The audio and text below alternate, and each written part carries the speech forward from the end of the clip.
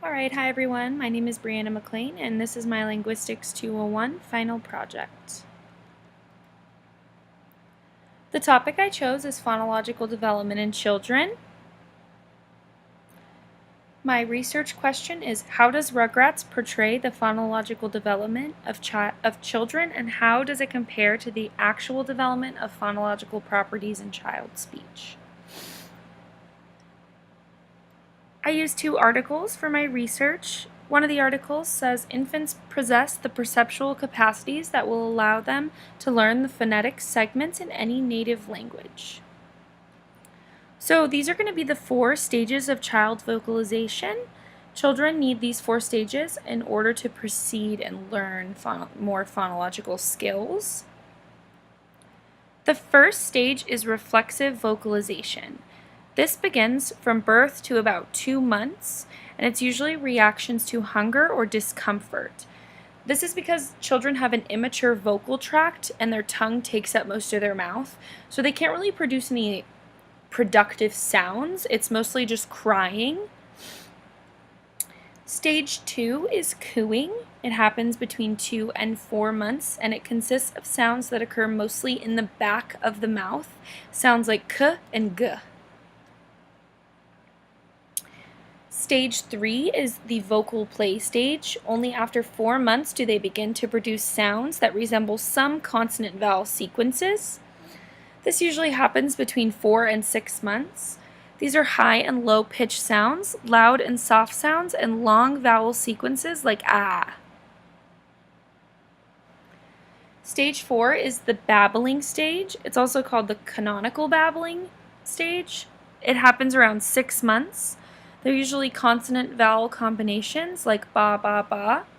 Parents will usually mistake these as a child's first words because they'll be things like ma, ma, ma. The kind of sounds that are likely to appear initially in canonical babbling are usually stop consonants, such as p, b, t, d, and less frequently g and k. Nasal consonants m and n also appear. The 3 simplification processes are for after the child is starting to develop phonological skills. They'll do these 3 things very commonly when they're trying to say certain things. According to the first process is substitution, and according to Pesse, there are 4 things that children change when using substitution. The first is going to be stopping. It's usually children change a fricative to a stop. So they would not say zoo, but instead they'd say do. Number 2 is fronting. It's easier, they have an easier time saying alveolar rather than velar or palatal sounds. So for instance, they might say su instead of shoe. Gliding is the third one, and they tend to replace liquids with glides, making a word like rabbit into wabbit. The last part of substitution is vocalization, when children will replace syllabic consonants with vowels. So they would say things like apple instead of appo instead of apple. Assimilatory processes.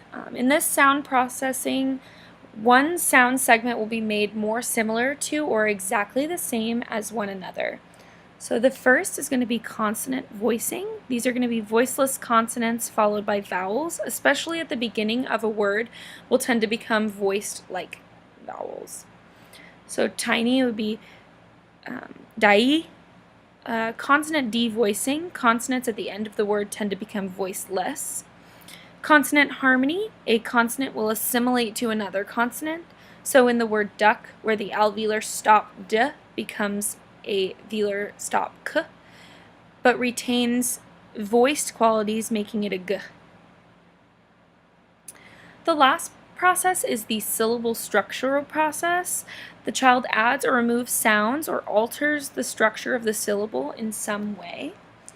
The first part of this is the consonant cluster reduction, where a cluster of consonants is reduced to a single cluster. So we see this a lot in kids where they say things like no instead of snow. The second part is vowel epenthesis. It's adding a vowel to separate consonant clusters. So instead of saying the word blue, they say blue.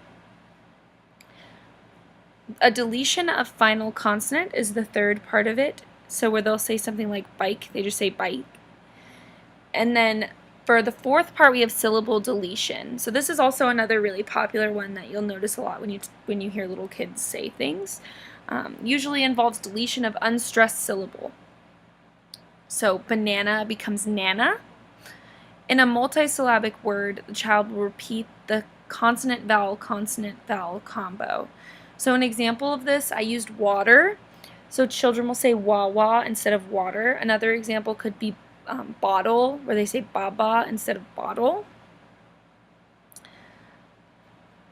So I'm going to be using the 4 stages of vocalization and then the 3 simplification processes to analyze Rugrats and how they portray child speech. So first, I'll have you watch this video, and then we'll talk about what's going on.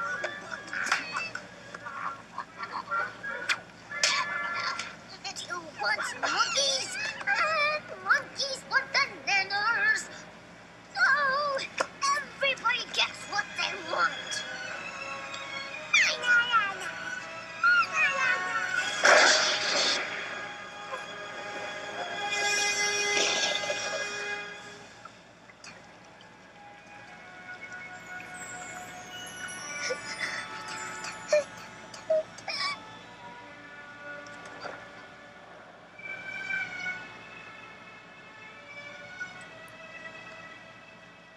I'm sorry, Deal. It's okay, Deal. Everything's gonna be okay.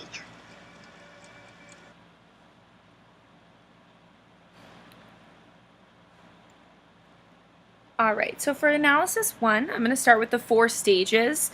I'm going to focus mainly on Dill. Dill's portrayed to be around 6 months old. So for stage 1, we see that he has accomplished stage 1. He is crying. Stage 2, he is making that g sound, so he definitely has passed stage 2. Stage 3, you hear him make high-pitched sounds, which was one of the criteria for stage 3. And then stage 4, we do hear some canonical babbling with the na na na na na. So you could mistake that. They are trying to portray it as the word banana, but really for Dill at 6 months old, this is just babbling. It's not technically the word banana. For Tommy, we see syllable in the syllable structure category, the syllable structure process. You see him do consonant clustering, so going changes to go. Deletion of the final consonant, so everything's gon' be okay, not going to be okay. The last part, you see syllable deletion when he says nanas. And then we also see Dill produce reduplication when he says nana. Although it may be babbling, he's still doing reduplication, and so is Tommy. Tommy's abilities in this video are portrayed a lot higher than what they should be. He should, for example, when he says the word every, usually a 1-year-old will say evy, not every, because they can't, they'll delete that consonant cluster. Let's move on to the second one. Apple juice. Ha! What are you babies doing now? Oh, hi, Angelica. I was being bad just like you told me. You call that bad? What do you mean? First of all, when you knock over your juice, you do not drink the juice first. But I didn't want to make a mess. Alright, so in this video, we're not really focusing on Dill because he's not in this video, so we can't really focus on those first 4 stages. So we're going to focus more on the 3 processes.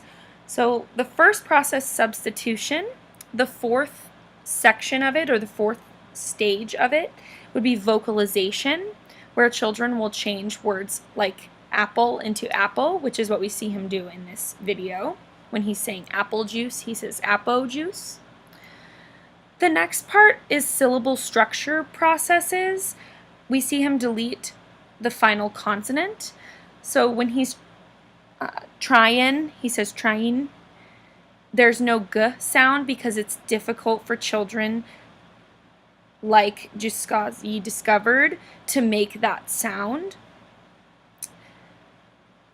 Also in this video, we see Tommy's phonetic abilities are much higher than what he should be at. He should be making a lot more assimilatory process mistakes, and he's not doing any of those things.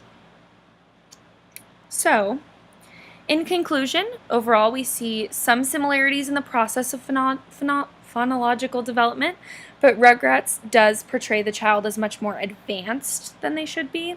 The similarities found were that the children were using substitution, but not so much assimilation. They also used a lot of syllable processes.